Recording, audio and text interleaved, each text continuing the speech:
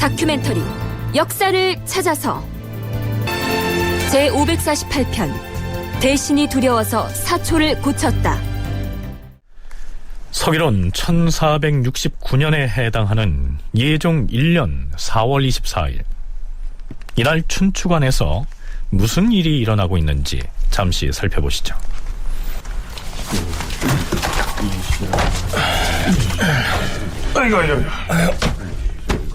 아이고.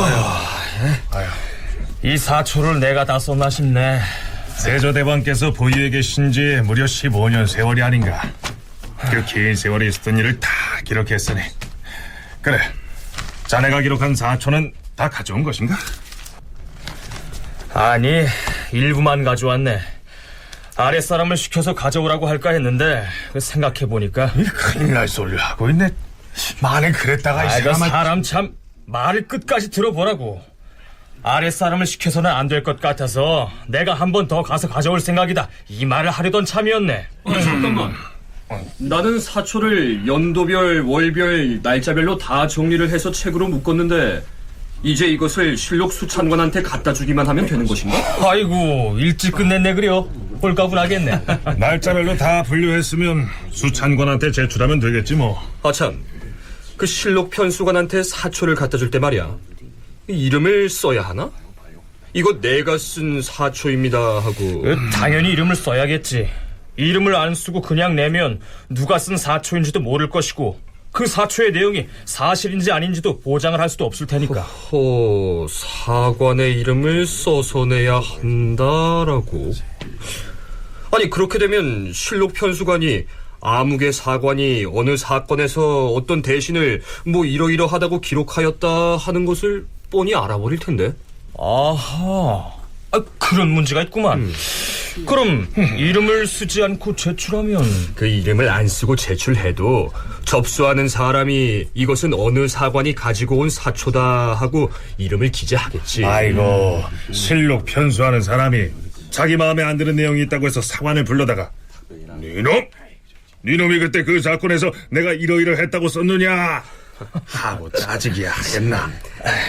사관이 사초를 기록하는 것은 임금도 시비하지 못하게 되어 있는데, 그럼 일단 사초 제출할 때 해당 사관의 이름을 기재해서 내는지 여부를 예전 세종실록 편찬 때 사관이었던 사람들한테 물어보자고. 그래, 그러자고. 그러는 게 좋겠네. 자, 무슨 얘기인지 대충 이해하시겠지요? 지금 대화를 나누고 있는 이 사람들은 세조 때 사관으로 활동했던 관리들입니다.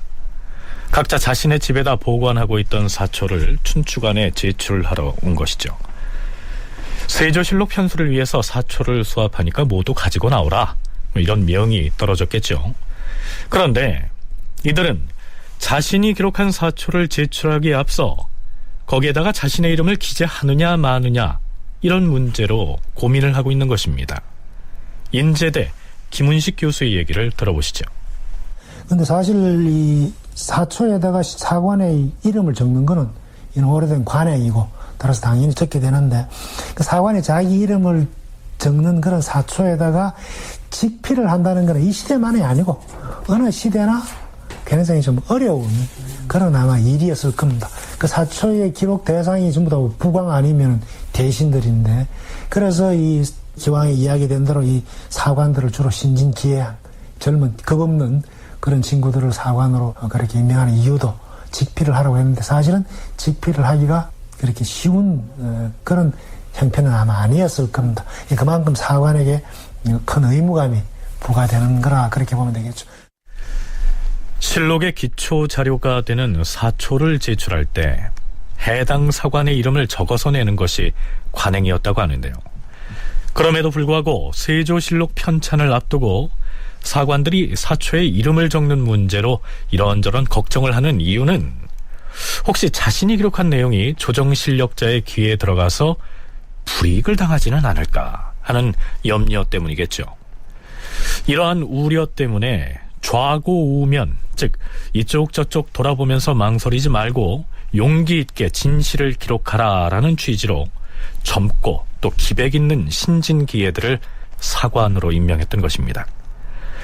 자, 그건 그렇고요. 우선 세조실록에 관한 민족문화 대백과 사전의 설명을 소개하기로 하겠습니다. 세조실록은 조선의 제7대 왕인 세조 재위기간의 역사를 기록한 책인데 1455년 7월부터 1468년 9월까지 세조의 재위 13년 3개월간의 국정 전반에 관한 역사를 싣고 있다. 본문은 47권이며 말미에 편찬자의 명단을 수록하였다. 세조실록의 정식 이름은 세조 해장대왕실록이다. 조선시대 다른 왕의 실록과 함께 일괄해 국보 제151호로 지정되었다. 편찬에 참여한 춘추관원들의 명단을 보면 영관사 신숙주와 한명회, 감관사 강희맹과 양성지를 비롯 동지관사 5인, 수찬관 3인, 편수관 15인, 기주관 11인, 기사관 24인 등 모두 63인이다. 자, 신숙주, 한명회 등 내로라 하는 조정실세들이 세조실록 편찬에 참여한 춘추관원의 명단에 이름이 올려져 있습니다. 이들 중에는 계유정난 등 세조가 무력으로 집권하는 과정에서 악역을 담당했던 인물이 즐비하지요. 자, 사관들로서는 겁을 낼 만도 하지 않았겠습니까? 그만큼 대신들의 힘이 사관들한테 압박이 되지 않았을까. 사관이라는 게 비록 관직은 낮지만은 그들이 직필을 하고 사관으로서의 그와 같은 권리를 보장할 수 있는 그런 체제, 그게 원래 유교국가의 체제인데, 그런데 이 유교국가로서의 기본 원칙이 이미 많이 허물어진 상황이 되기 때문에 사관들이 그런 두려움을 갖고 그런 걸 토로하지 않았을까, 그렇게나마 해석해 볼 수 있는 여지는 있습니다. 자, 그런데 춘추관에 사초를 제출하러 갔다가 세조 때 사관으로 함께 활동했던 동료들이 이 사초에 이름을 쓰느냐 마느냐 하는 문제로 설왕설래를 하고 있을 때 그 모습을 조마조마하게 지켜보고 있던 사람이 있었습니다. 세조 재위 당시 사관이었던 민수라는 사람이었습니다. 이 사람의 현재의 관직은 봉상첨정으로서 정삼품 당하관인데요, 속된 말로 앞길이 구말리 같은 사람입니다. 민수는 이미 자신이 보관하고 있던 사초를 춘추관에 제출하고 돌아왔는데 이 사관들이 제출한 사초에 기록자 이름이 표기된다는 말을 듣고는 고민에 빠지게 됩니다.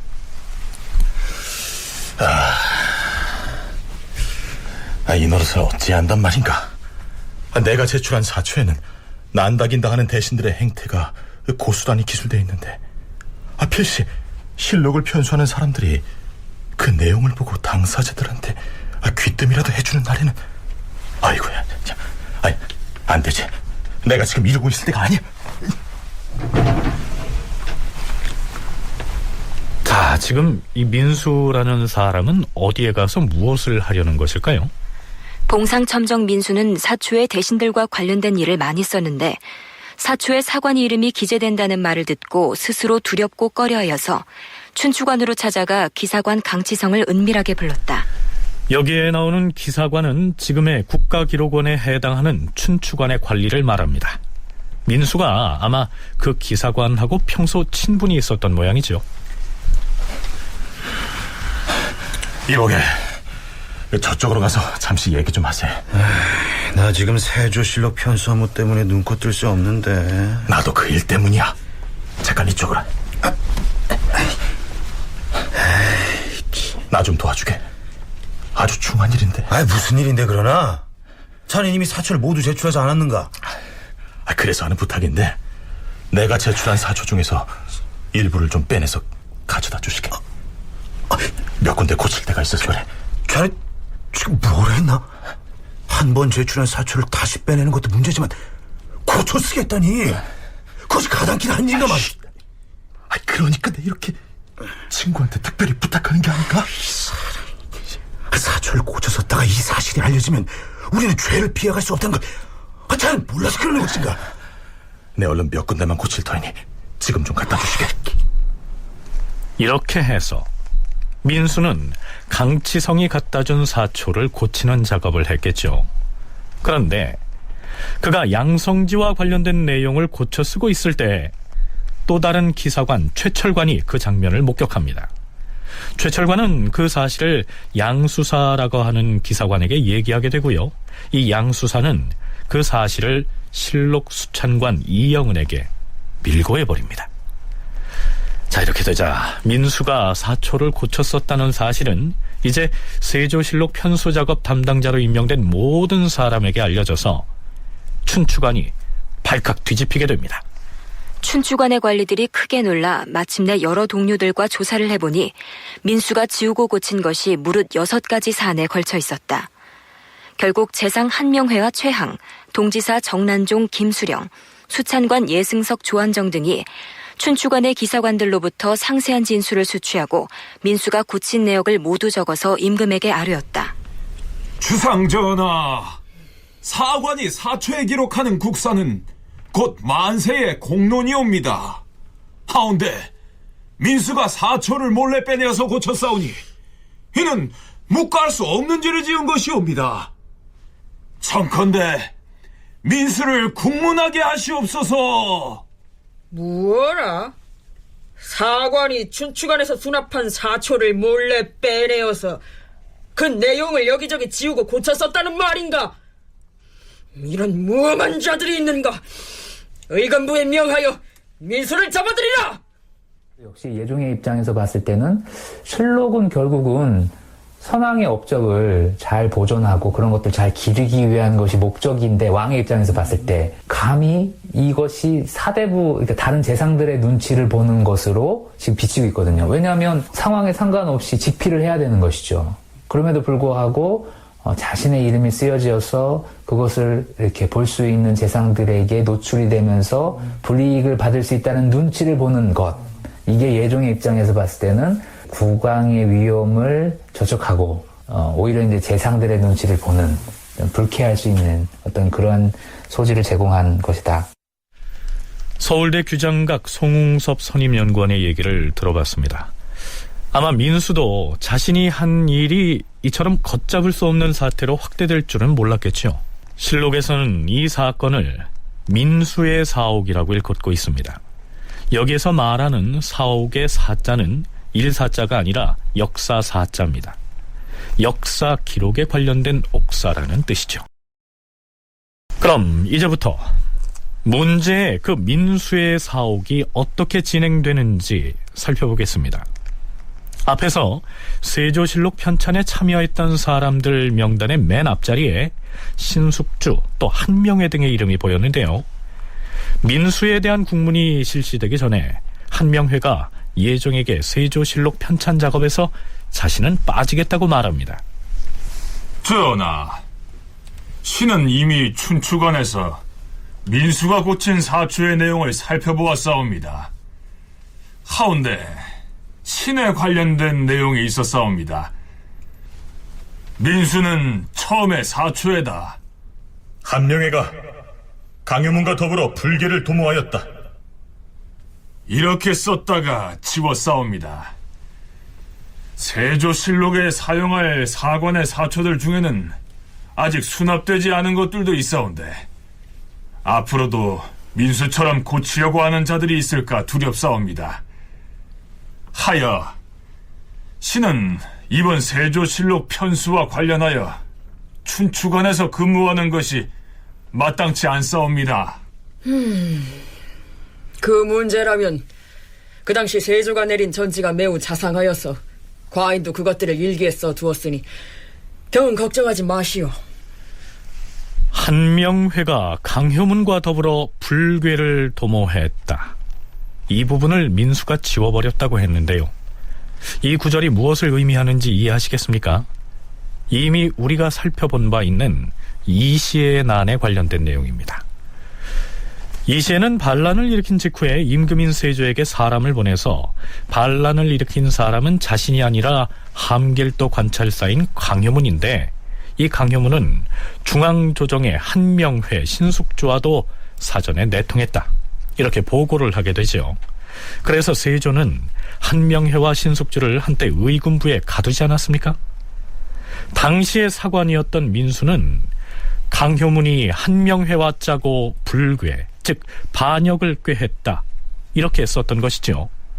그런데 그 사초를 춘추관에 제출하려고 하니까 조정의 최고 실세였던 한명회나 신숙주가 두려워서 슬쩍 지우고 또 고친 것입니다. 그러자 한명회는 부담을 느끼고 세조실록 편수 작업에서 손을 떼겠다고 했고요. 예종은 그대로 있으라 이렇게 말린 것이죠. 사실 그 전에도 사관이 자신이 쓴 사초가 잘못됐다고 해서 공식 절차를 밟아서 고쳐 쓴 사례는 있었습니다. 어떤 사관이 자기가 이 사초를 잘못 썼기 때문에 고쳐야 될 일이 있었습니다. 그래서 정식으로 국왕에 요청을 해서, 그래서 국왕이 허락해서 그 사초를 가지고 와서 그 사실을 고친 적은 있습니다. 그런 정상적인 절차를 밟으면은, 그러면은 그게 내용 자체가 별 문제가 없을 때는 넘어간다마는, 그러나 이런 식으로 몰래 사초를 빼낸 거는 그게 안 들키면 관계가 없죠. 이 예전에 세종 때 병계량이라는 사람이 조말생이라는 사람한테 사초를 몰래 내준 그런 기록이 실록에도 있습니다. 그럼 그 당시는 들키지 않았으니까 문제가 안 된 거죠. 그런데 이 민수의 이와 같은 사건은 그게 발각이 되는 바람에, 발각이 되면 이건 엄청나게 큰 죄가 됩니다. 드디어 의금부에서 민수를 잡아다가 궁궐들에 꿇어앉힙니다. 임금이 환관 이존명 등으로 하여금 민수의 집에 가서 수색하게 하였는데 그의 집에 종이를 태운 죄가 있었다고 아뢰었다. 그것이 사초를 태워서 없앤 흔적이라면 민수의 혐의가 추가될 것 같은데요. 자, 민수에 대한 예종의 국문 내용을 들어보시죠. 너는 네 자신이 쓴 사초를 고치고 삭제하였느냐? 그렇사옵니다, 주상전하. 이미 제출한 사초를 누구를 시켜서 빼내었느냐? 신이 강치성에게 청하여 빼냈사옵니다. 이때 강치성은 부모의 병 때문에 죽산현에 가 있었는데 곧 의금부로 하여금 잡아오도록 하였다. 임금이 민수에게 다시 물었다. 네가 고치고 삭제한 것은 어떠한 일에 대한 기록이냐? 예종의 이 질문에 대해 민수는 자신이 고친 내용을 일일이 설명합니다. 예종의 국문이 이어집니다. 왜 고쳤느냐? 신이 고친 그 내용들은 그때 마침 신이 출사하였다가 떠도는 이야기들을 듣고서 썼던 것이옵니다. 하운데 이제 와서 다시 생각해보니 역사라는 것은 만세에 전해지는 글이온데 그저 전해들은 이를 망령되이 기록하는 것은 옳지 못하다고 여겼기 때문에 고치고 지었던 것이옵니다. 그렇다면 너는 어찌하여 애당초에 전해들은 일들을 사초했었느냐? 임금에 대한 일들도 그저 전해 듣고서 쓴 것이더냐? 아니옵니다, 전하. 신은 본래 다른 마음이 없어서 보통 사람에 관하여도 한 번도 이가라는 말을 한 일이 없사온데 하물며 임금에 관한 일이겠사옵니까? 다만 사초를 바칠 기한이 임박하여 미처 수정하고 고치지 못한 것일 뿐이옵니다. 네가 사초를 고치고 지울 때에는 반드시 그럴 사유가 있을 것이니 그것들을 모두 다 사실대로 말하라. 양성지가 지금 춘추관에 근무하고 있어서 신이 두려워서 고치었사옵니다. 과인은 그만 내전으로 들겠으니 민수 저자가 무엇을 어떻게 고쳤는지 상당군의 국문을 계속해주세요. 그리하겠사옵니다, 전하. 자, 이어서 예종 대신에 한명회가 국문을 이어갑니다. 민수가 수정 작업을 하다가 들킨 대목이 바로 양성지에 대한 내용인데요. 세조 때 양성지는 어떤 관리였는지 김은식 교수의 설명을 들어보시죠. 양성지라는 인물은 이 집현전 학사 가운데 대표적인 인물이었고요. 그 집현전 학사 가운데서 세조의 정변에 적극적으로 참여했던 세력은 아니고, 그럼에도 불구하고 성산문이나 이쪽에 있었던 인물도 아니고, 그렇기 때문에 정치적으로 이 세조의 즉위 과정에서 특히 특별한 역할을 한 적은 없습니다. 그러나 세조 즉위 이후에 세조 정권에 적극적으로 협력을 해서 세조가 농담을 하는지 진담을 하는지는 모르겠습니다만은 이 세조가 양성지를 자기의 제갈량이라고 이야기할 정도로 지략이 뛰어난 그런 인물이라고 그렇게 죽기 세울 정도로 그렇게 했던 그런 인물입니다. 그리고 세조 때 가장 많은 상소를 올린 그런 인물이기도 하고요.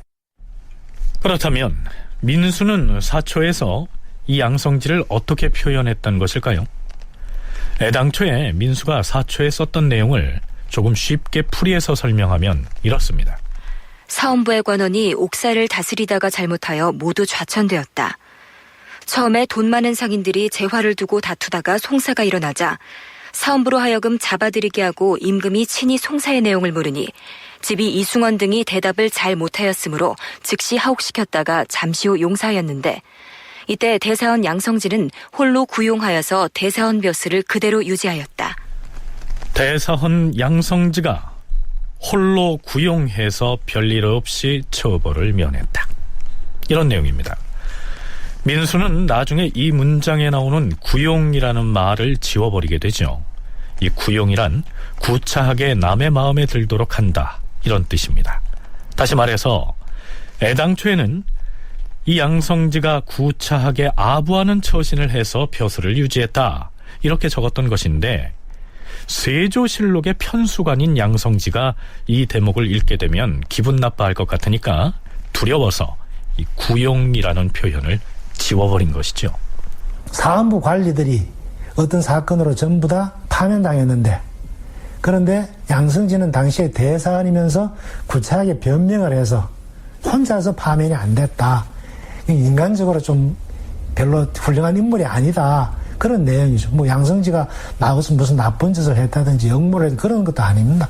따라서 양성지가 보면은 기분은 나쁘겠지만은 그거 가지고 처벌할 수 있는 그런 내용은 절대 아닙니다. 다른 내용도 다 마찬가지입니다. 사초에서 이들이 문제를 삼고 있는 것들 가운데 우리가 현재로 봐서는 뭐 이렇게 써나 저렇게 써나 싶은 그런 내용들도 있습니다. 그런데 그거는 내용 자체의 심각성보다 기왕에 바쳤던 내용을 고쳤다는 그 자체가 굉장히 문제가 되는 거고.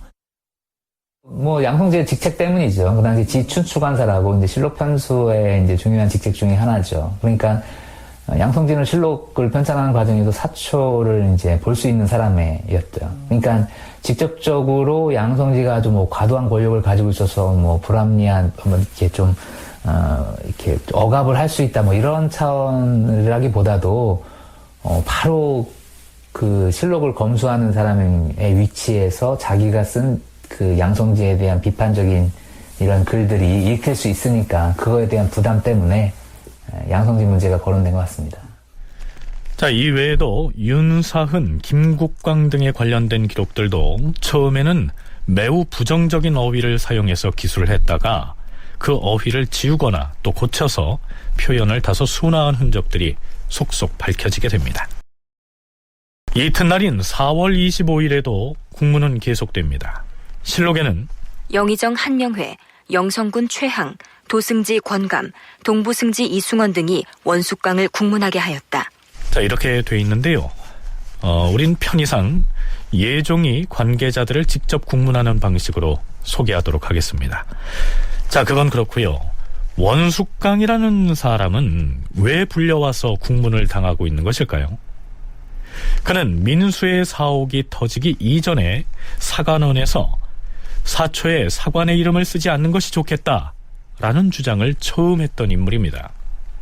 무엇라고 했는지 보름쯤 전인 4월 11일로 거슬러 올라가 보죠. 신사관원 헌납 장계이옵니다. 사관원에서 의논하였던 바를 전하께 아뢰겠사옵니다. 무슨 내용을 두고 사관원에서 의논을 하였다는 것인지 말해보라. 역사 기록은 직피를 귀하게 여기는 것이옵니다. 직피를 기록하는 것은 당연한 것 아니겠는가? 하온데 지금 춘추관에서 세조실록 편수를 위하여 사초를 거두면서 사관의 성명을 책에다 쓰도록 하였사온데 사초는 단지 국가의 일만 기록할 뿐만 아니라 사대부의 선악과 득실 관계도 모두 기록한 것이옵니다. 하온데 이와 같이 사관의 이름을 쓰게 한다면 이 사관들은 원망을 얻을까 염려해서 직피를 하지 못할 것이옵니다. 사초의 수처는 지금 처음 시작한 일이 아니며 예전부터 사관의 성명을 모두 써왔는데 왜 그런 말을 하는 것인가? 사관의 이름을 써서는 안 된다는 말을 맨 처음 누가 꺼냈는가? 사관원 정원 원숙강이 지금 춘추관에 출사하고 있기 때문에 사헌부의 사관들과 더불어 의논을 했사옵니다. 옛날부터 사관이 성명을 썼다는 것은 신이 알지 못하였사옵니다. 그렇다면 원숙강을 불러오라. 이렇게 해서 최초 발설자인 원숙강이 불려옵니다. 너는 무슨 생각으로 사초에 사관의 이름을 써서는 아니 된다는 말을 하였느냐? 신이 춘추관에 출사하면서 사초를 보니 모두 사신의 성명이 기재되어 있었사온데 신의 생각으로는 이와 같이 하면 원망을 얻을까 염려해서 사관들이 직필할 수가 없기 때문에 여러 동료들과 그 문제를 의논하였던 것이옵니다. 옛사람이 실록을 편찬한 것은 선악의 공덕을 영원히 민멸하지 않도록 하기 위해서인데 너희들은 이러한 사실을 돌아보지 아니하고 도리어 사관이 사대부의 일을 바르게 쓰지 못할 것만 염려하고 있으니 어찌된 일이냐? 또한 역사를 편찬할 때 사관의 이름을 적는 것은 예전부터 그리 해온 일인데 너희들은 어찌 듣지 못하였느냐? 예종이 이렇게 묻자 장계의와 원숙강 모두 몰랐다고 대답합니다. 그래서 예종은 그들을 일단 의군부에 가두게 했다가 너희들이 죄가 없는 것이 아니나 이 일로 처벌을 하면 얼로가 막힐까 두려워서 용서하여 주는 것이다. 일단은 용서하고 풀어줍니다. 그 대신에 사헌부 관리로서 실록 편찬 업무에 차출됐던 이 원숙강은 더 이상 춘추관에 나가지 못하게 하는 선에서 일단은 마무리가 됐던 것입니다. 예종이 이런 얘기를 하고 있습니다. 수사, 그러니까 이제 실록 편찬을 말하는 거죠. 수사함은 선왕의 공덕을 민멸하지 않도록 하기 위함인데 도리어 사관이 사대부의 일을 바르게 쓰지 못할까 염려하는 것이 어찌된 일이냐. 무슨 얘기냐면 원숙강이라고 하는 사람이 이제 정원, 사관원 정원으로서 이제 실록 편찬에 이제 관여하고 있었는데 이 사초의 이름을 기입하는 문제에 이의를 제기한 것이죠. 원래는 공식적인 안건은 아니었는데 이런 이야기들이 이제 그 언관들 사이에서 이렇게 돌다가 결국 국왕에게 이름 쓰는 것이 적절하지 않다. 이때의 사초는 가장 사초입니다. 집에 보관하는 사초죠. 사관이 집에 보관하고 있다가 해당 국왕이 죽었을 때 이제 그것을 이제 바치면 다른 시정기와 더불어서 사초를 참고해서 소위 우리가 알고 있는 실록이 이제 편찬이 되는 것인데 어찌됐든 원숙강의 일은 그렇게 마무리가 됐던 것인데 며칠 뒤에 민수가 사초를 고쳐 쓴 사건이 터진 것입니다. 그러자 예종은 사초에 이름을 쓰지 말자는 말을 처음 꺼냈던 원숙강이 민수의 사건과 무슨 관련이 있지 않나? 그래서 다시 부른 겁니다. 자, 그럼 지금부터 다시 국문 현장으로 가보겠습니다. 원숙강, 너는 사헌부의 정원으로서 어찌하여 그런 말을 하였느냐? 신이 전일에 춘추관에 나가 일할 때 수납되어 있는 사초를 보니 모두 사관의 이름이 씌어 있었사옵니다. 하여 신이 생각하기를 이와 같이 하면 사관 중에서 직필할 자가 없을 것이라고 여겼사오나 신은 곧바로 전학기 아래지를 아니하고 마침내 사헌부의 여러 동료들과 의논하여 아뢰었던 것이옵니다. 원숙강, 네가 그런 말을 했을 때에는 반드시 따로 듣고 본 바가 있고 모종의 뜻이 있어서 나온 말일 터이다. 저자가 바른 말을 도설할 때까지 곤장을 치라!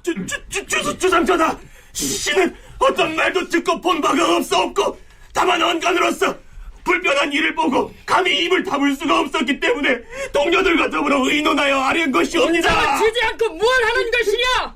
예!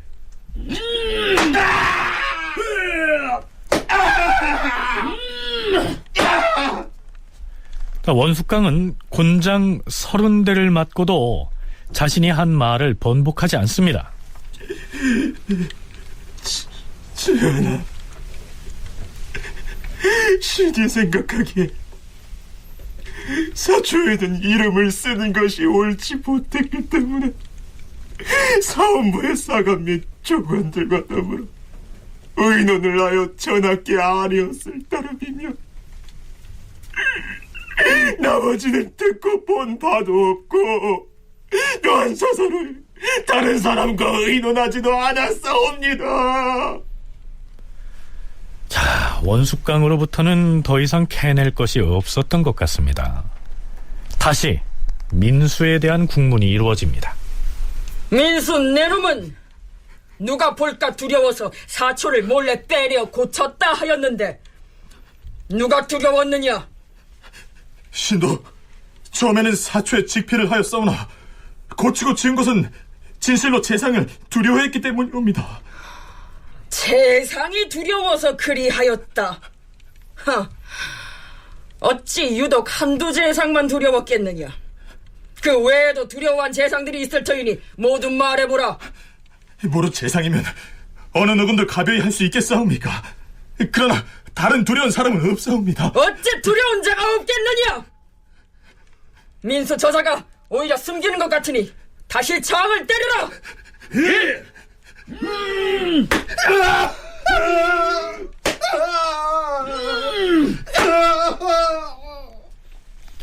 민수는 다시 곤장 10대를 맞고서 결국 이렇게 말합니다. 전하, 한 명이나 양성제 등 외에 신이 직피를 하였다가 두려워한 재상을 아뢰겠사옵니다. 그래, 누가 그리 두려워서 직피를 못하였는지 말해보라. 신이 두려워한 재상은 정인지, 정창손, 김질, 윤자운, 노사신, 한개미, 임원준, 홍응, 이극증, 서거정, 강희맹, 한계희, 구치관, 성봉조, 성인, 이석경, 유자광, 어유소, 권맹이, 정효상, 한계수. 자, 민수는 이 외에도 윤계겸, 김겸광, 이세겸, 어세공, 정난종, 오백창 등 당대의 조정의 실세라고 할 수 있는 고관들의 이름을 줄줄이 입에 올립니다. 당시 실권자들인 것이죠.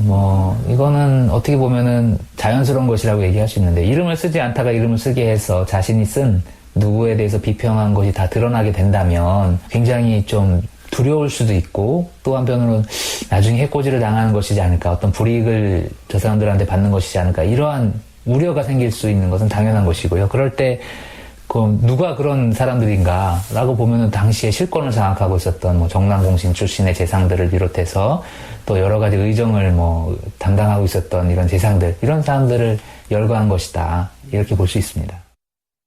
신숙주는 한 명에 관한 기록이 없으면은, 그리고 거기에 대한 내용들이 구체적으로 문제될 게 없으면은 두려워할 필요는 없죠. 그런데 아마 이 민수가 이렇게 거론한 거는 자기가 쓴 사초에 구체적으로 인물이 거론됐던 인물들이 이 인물들이 아닌가, 그렇게 추측은 해볼 수가 있습니다. 이 사람들이 꼭 최고의 권력자라서 그렇다기보다는 이 사람들이 민수의 사초와 관련된 그런 인물들, 그래서 다 아마 풀었던 게 아닌가, 그렇게 생각이 되고요. 그 다음에 특히 양성지가 제일 먼저 거론된 이유는 당시 춘추관 당사이니까 직접 그 사초를 볼 수 있는 그런 위치에 있었고, 그리고 양성지 입을 통해서 이야기가 퍼져나가면은 자기가 곤란한 처지에 빠질 수도 있고. 글쎄요, 특별히 한두 사람의 이름만 거론하면 오히려 오해를 살 여지가 있어서 당대의 고관 대작들을 줄줄이 모두 읊어버린 것은 아닐까요? 자, 이제 민수의 사옥은 다른 관련자들에게 불똥이 튑니다. 임금은 최연, 이인석, 박양, 이경동, 경준 등이 민수에게 사초를 빌려주었다고 해서 잡아와서 국문을 하니 모두 대답하기를 민수가 사초를 빌려달라기에 다 같은 사관의 처지여서 빌려주었습니다 라고 대답하였다. 임금은 의군부에 가두었던 사헌부의 조간, 장계희, 최연 등 5인에게 결박을 풀어주고 대기하라 명하였다. 그리고 다시 민수에게 물었다. 네가 대신의 일을 썼다가 다시 삭제하였으니 반드시 너는 대신에게 아부하려는 것이었다. 신은 대신에게 원망을 살까 두려웠을 뿐이며 실제로 아부할 마음은 없었사옵니다. 임금은 다시 민수를 결박하게 하고 곤장을 때리게 하였으나 민수의 대답은 여전하였다. 다시 명하여 장을 멈추게 하고 결박을 풀게 한 뒤 또 물었다. 처음 춘추관의 사초를 납부할 때 어떻게 납부하였느냐? 이인석에게 부탁하여 납부하였사옵니다. 이인석에게 묻노라. 처음 민수가 너에게 와서 무엇라 하였느냐? 지난번에 민수가 춘추관에 와서 사초의 이름을 쓰는가 안 쓰는가라고 묻기에 신이 대답하기를 이름을 쓴다고 하니 민수가 사초를 봉하여 춘추관에 납부하였사옵니다. 그것을 묻는 것이 아니라 민수가 고쳐 쓴 것을 묻는 것이다. 나중에 민수가 신의 집으로 찾아와서 말하기를 사초에 양성지가 구용하였다고 적었는데 양성지는 춘추관의 당상관이라 마음이 매우 편안치 않으니 도로 내어다가 고쳐 쓰고 싶다고 하였사옵니다. 그래서 네가 내어준 것이냐? 아니옵니다, 전하. 신이 대답하기를 그대의 사초는 나의 소관이 아니고 또 국사를 다시 고칠 수는 없다고 하자 민수가 묻기를 그 사초를 맡은 당상관과 낭청이 누구냐고 하기에 신이 조완정, 성숙, 강치성, 최철관 등의 이름을 알려주었사옵니다. 그랬더니 민수가 말하기를 조완정, 강치성은 내가 친히 사귀는 바이니 내일 마땅히 강치성에게 청하여 고쳐 쓰겠다라고 하였사옵니다. 나중에 민수를 권례에서 만나 그것을 고쳐 썼는가를 물었더니 양성지와 관련하여 구용이라는 두 글자를 고쳐 썼다고 하였사옵니다. 인석 저자가 민수가 사초를 고쳐 쓴 시마를 모두 알고 있는 것을 보니 반드시 저자도 함께 모의하여 지우고 고쳤을 것이다. 저자의 볼기를 쳐라! 전하!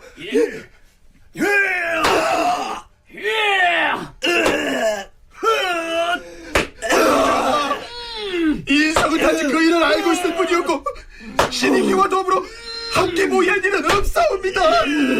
매질을 멈추라! 민수가 보는 앞에서 사실을 말해보라. 미혹한 소신이 어찌 군부 앞에서 감히 숨김이 있겠사옵니까? 네가 참으로 미혹한 사람이라면 군부가 있음을 알 터인데 너는 민수가 사초를 고쳐 쓴 것을 알고서도 과인에게 바로 고하지 아니하였으니 진실로 미혹한 자가 아니라 개교가 없는 사람이다. 민수에게 다시 묻노라. 다른 이의 사초를 빌렸다는 것은 무엇을 말함이며 불태운 것은 또 무엇이냐? 춘추관에 제출하기 전에 다른 사람의 사초를 참고하려고 하였사옵니다. 그리하여 경준, 박양, 이인석, 최연, 이경동 등에게서 사초를 빌려다 대조하면서 필삭하여서 책으로 만든 다음 춘추관에 납부하고 그 저거를 불태워 없앤 것이옵니다. 민수, 원숙강, 이인석을 의검부에 가두라. 끌고 가라. 예.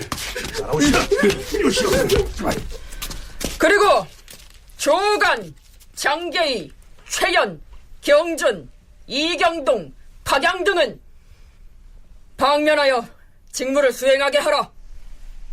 그런데 이 기사 끝부분에는 이러한 내용이 덧붙여 있습니다. 민수는 의금부에 갇히게 되자 상황이 매우 다급해졌고 임금이 또 친히 국문을 계속하자 경황이 없어서 감히 사정을 제대로 말하지도 못하였다. 민수는 옥에 나아갈 때 장차 극형을 면치 못할 것을 생각하고 자결하려 하기도 하였다. 한편 민수가 사초를 고칠 때 가장 먼저 손본 내용이 세조 제위 시기에 대사원을 지냈던 현 공조판서 양성지에 관한 내용이었지요.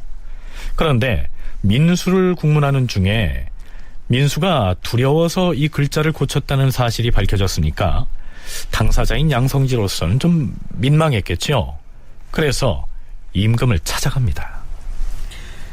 주상 전하, 민수가 사초에다 쓰기를 신이 구용하였다 운운하였다가 다시 지웠사오니 신은 실록을 편수하는 일을 하기에 마땅치 않사옵니다. 청컨대 피엄하게 하시옵소서. 자, 이 피혐이란 어떤 사건에 대한 논핵이 진행되는 동안에 벼슬에 나가는 것을 멈추는 것을 말합니다. 이 사건이 마무리될 때까지 공조판서의 업무를 중지하겠다는 얘기죠. 물론 예종은 이를 윤호하지 않습니다. 5월 27일 민수의 사옥에 연루된 자들에 대한 마지막 국문이 실시됩니다. 임금이 영의정 한명회, 영성군 최항, 도승지 권감 등에게 명하여 강치성, 최명선, 이귀림 등을 국문하게 하였다. 그리고는 국문 내용이 실록에 장황하게 올라 있습니다만 앞에서 소개했던 내용과 크게 다르지 않기 때문에 그 부분은 생략하겠습니다. 그런데 민수가 사초를 고쳐 쓰다가 적발됨으로써 촉발된 이 사건은 새로운 국면으로 확대됩니다. 춘추관의 실록 편수관 김계창은 들으라. 이번 세조실록 편수와 관련하여 사관들로부터 수납한 사초들 중에서 고치고 지운 부분을 모두 조사하여 과일에게 고하라. 그러니까 민수처럼 사초를 제출했다가 다시 빼내서 고친 경우 말고도 각 사관들이 춘추관에 제출하기 전에 수정한 흔적이 있는 경우를 모두 들여다보겠다는 얘기가 됩니다. 사실 임금이라 할지라도 이전 국왕에 대한 사초나 실록을 봐서는 안 되는 것인데요. 민수 사건이 터진 김에 이 사관들이 어떤 기록들을 썼다가 다시 고쳤는지를 보고자 했던 것 같습니다. 그러면 사관들 중에서 누가 어떤 일을 처음에는 어떻게 기록했다가 나중에는 또 어떻게 고쳤는지 편수관 김계창이 예종에게 보고한 내용을 들어보시죠.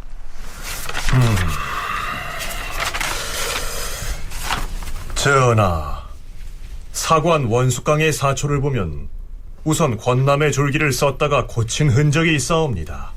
무엇라 썼다가 어떻게 고쳤는지 읽어보라. 자, 권남이 누군지 아시겠지요?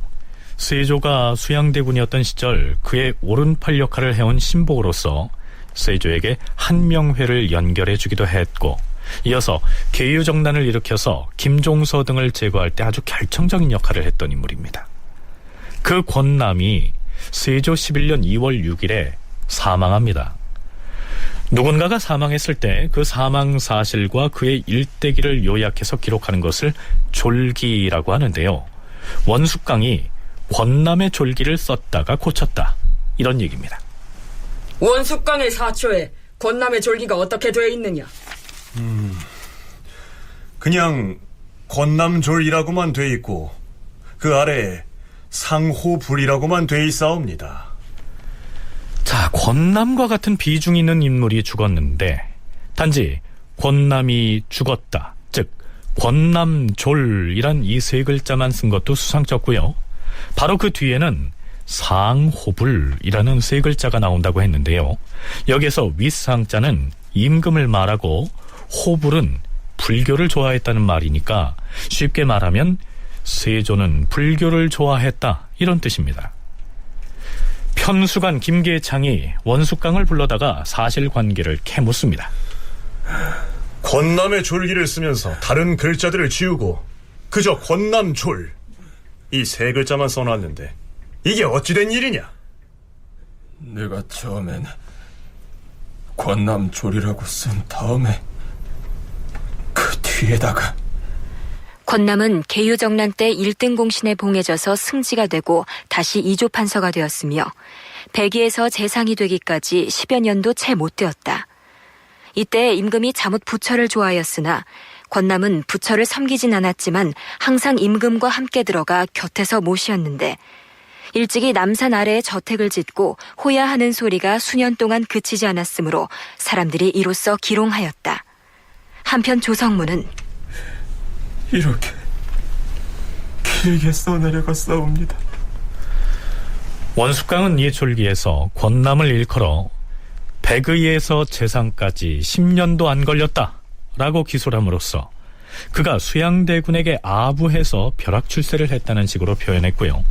또한 남산 기슭에 저택을 짓느라 수년 동안 호야 소리가 그치지 않았다라고 했는데요.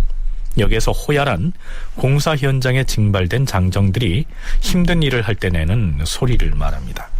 그래서 사람들이 기롱했다, 즉 비웃었다는 내용입니다. 그런데 원숙강은 처음에는 사초에다가 그렇게 길게 썼다가 다 지워버리고는 권남이 죽었다라고 하는 의미인 권남졸, 이 세 글자만 남겨놓은 것이죠. 근데 원숙강의 졸기를 보면은 세조가 불교를 좋아했다. 그 다음에 권람의 집을 사치하게 지었다. 권람은 자기 나름대로는 뭐 굉장히 고상하게 사는 척 하지만 실제로는 굉장히 사치했다든지, 그 다음에 조성문이라든지 이런 사람들이 이는 탐관오리다, 이런 내용들이 들어가 있습니다. 그래서 이 원숙강이라는 사람은 그걸 다 지워버리죠. 다 지워버리고 권람이 죽었다는 딸랑 그 문구만 남겨놓고 다 그 사초를 지었기 때문에 내용상으로 보면 원숙강의 사초는 문제가 될 수 있는 그런 소지가 조금 있습니다. 굉장히 미움을 받을 수 있는 그런 소지가 있지만 실제 민수의 사초 내용은 양성지가 조금 기분 나쁠 수 있는 거 빼고는 6군데를 고쳤는데 나머지 내용은 우리 입장에서 봐서는 뭐 이 말이나 저 말이나 별로 그렇게 뭐 다를 것 없는 그런 내용들 같은 그런 부분들입니다. 원숙강이 세조의 으뜸 가는 충신이었던 권남을 사초에다가 매우 부정적으로 기술했다가 사초의 이름을 기록한다는 말을 듣고는 문제가 생길까봐 권남졸 3글자만 남기고 허겁지겁 지우다 보니까 권남이 죽었다라는 말 바로 뒤에 왕이 불교를 좋아했다라는 말이 바로 이어지는 이상한 모양이 돼버린 것이죠. 세조의 호불이라고 하는 것은 뭐 아주 유명하거든요. 그리고 그 분위기가 이제 성종대까지, 성종 초반까지도 계속 이어지고 있고, 그런 과정에서 자연스럽게 썼는데, 그런 것을 수정하는 과정에서의 약간의, 얼마나 허둥지둥했겠어요. 막 이렇게 되게 불안한 상황이었고, 이게 진짜 이렇게 해서 막 나중에 내가 어떤 일을 당하는 게 아니야. 뭐 이런, 처음서부터 이름을 쓰게 하는 것이었다면, 이 시대에, 요 사람들에게 그런 식으로 이제 규정이 정해졌었다면, 아마도 쓰는 과정에서 이제 그들의 머릿속에 한번 필터링을 했을 것 같아요. 근데 이제 그렇지 않은 상황이었는데 이름이 이제 드러나게 되니까 허둥지둥 무왕자왕, 그러면서 이제 뭐 정밀하게 고치지도 어려웠을 거고 눈에 띄는데도 일단은 거친 것들만 하다가 이제 그런 것이 또 예중의 입장에서는 왕의 위엄을 저촉하는 것으로 판단이 돼서 더욱더 이제 더 미움을 받을 수 있었다, 이렇게 볼 수 있습니다. 유교 국가인 조선에서 왕이 불교를 좋아했다라는 표현은 임금에 대한 비판이지요. 자, 결국 영의정 한명회가 그 대목을 문제 삼습니다. 전하, 원숙강이 사초에다 권남이 졸하였다라는 기사 바로 밑에 임금에 관한 말을 함께 써놓은 것은 매우 옳지 못하옵니다. 이자 역시 단죄하여야 할 것이옵니다. 그래서 다시 원숙강을 국문합니다. 너는 먼저 내 스스로가 사초의 내용을 삭제했으면서 사헌부에서는 사초의 이름을 쓰는 것이 불가하다고 말했는데 무엇 때문이냐? 직필을 하지 못하게 될까 저했기 때문이옵니다. 너는 이전에 역사 기록을 고쳐 썼다가 목숨을 잃었었다는 것을 알지 못하였느냐? 단지 생각이 거기에 미치지 못하였을 뿐이옵니다. 네가 권남의 일을 기록하였다가 삭제하였는데 그 늙은이는 이미 죽은 사람이 아니냐? 그렇게 고친 데에는 반드시 사유가 있을 터이다. 사실은 그 뒤에 이어진 조성문과 관련된 내용 때문에 고쳤사옵니다. 조성문은 살아있는 재상으로서 두려운 너는 재상의 허물은 지우고 쓰지 않으면서 임금의 허물은 썼으니 이것은 과연 무엇 때문이냐? 대신을 거스르면 그 화가 빠르게 미치기 때문에 신이 삭제하였던 것이옵니다. 이런 니놈은 대신은 두려워서 아부하면서도 임금은 두려워하지 아니하는구나.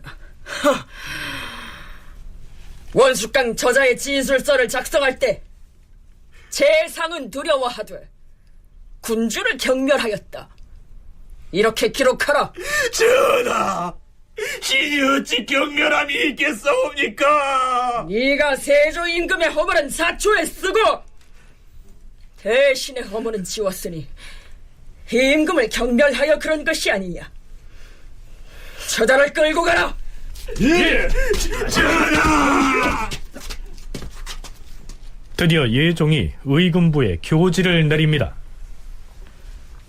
민수는 장 100대를 때린 다음 제주에 보내서 관노로 영속시키고 최명손과 이인석은 장 100대를 때려서 본향으로 내려보내서 보충군에 충군시키라. 원숙강과 강치성은 차명에 처하되 원숙강과 강치성의 아들을 유배형에 처하라. 자, 그런데요, 원숙강과 강치성을 차명에 처하면서 정작 사태의 주역인 민수는 목숨을 거두지 않고 제주도의 관노로 보낸 점은 좀 이상하지 않습니까? 그럴 만한 사연이 있었습니다. 실록에서는 예종이 세자였을 당시 이 민수가 서연관으로서 예종을 가르쳤던 인연이 있기 때문이라고 적고 있습니다. 처음에 임금이 동궁으로 있을 때 민수가 서연관이었다. 민수는 국문장에서 임금이 질문을 할 때마다 눈물로써 대답하기를 전하, 신이 여러모로 모자라서 범한 죄가 매우 무겁사옵니다. 마땅히 법에 따라 주살된다 해도 마땅히 받아들이겠사오나 다만 신은 독자로서 늙은 부모를 모시고 있사오니 원컨대 성상께서 불쌍히 여겨주시옵소서. 그러자 임금이 말하였다. 너를 안 지가 비록 오래이긴 하나 국가 대사를 생각할 때 사사로움을 취할 수는 없는 것이다. 그러나 임금은 민수의 눈물이 흥건함을 측연하게 여긴 나머지 마침내 사형을 감한 것이다. 이른바 민수의 사옥은 이렇게 정리가 됩니다. 김원식 교수는 이 사건 이후로는 임금이 사초나 실록을 함부로 볼 수 없다는 원칙이 지켜진다고 말합니다. 바로 이 예종 시기는 세조에 의해서 무너졌던 유교 윤리적인 전통이 성종에 의해서 재정립되기 직전에 과도기 성격을 지닌다는 얘기입니다. 하지만 임금이나 대신들로서는 자신의 행적이 역사에 어떻게 기록될 것인지 신경이 쓰였겠죠.